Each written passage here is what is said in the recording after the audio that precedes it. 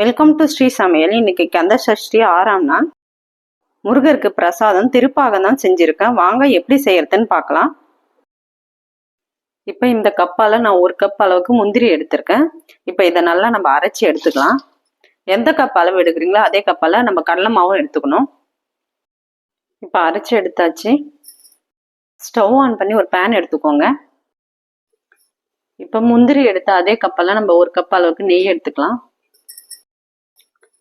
இப்போ அதே கப்பால் 1 கப் கடலை மாவு எடுத்துக்கோங்க. இப்போ அரைச்சி முந்திரியும் சேர்த்து நல்லா மிக்ஸ் பண்ணிக்கலாம். இப்போ அதே கப்பால் 1 கப் அளவுக்கு சர்க்கரை சேர்த்துக்கோங்க.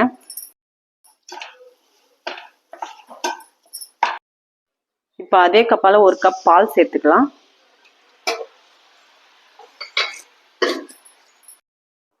இப்போ 1 ஸ்பூன் அளவுக்கு நெய் சேர்த்துக்கலாம். ஸ்டவ் ஆஃப் பண்ணிடலாம்.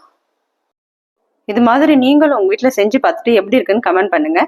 இந்த வீடியோ பிடிச்சிருந்தா லைக் பண்ணுங்கள், ஷேர் பண்ணுங்கள், சப்ஸ்கிரைப் பண்ணுங்கள்.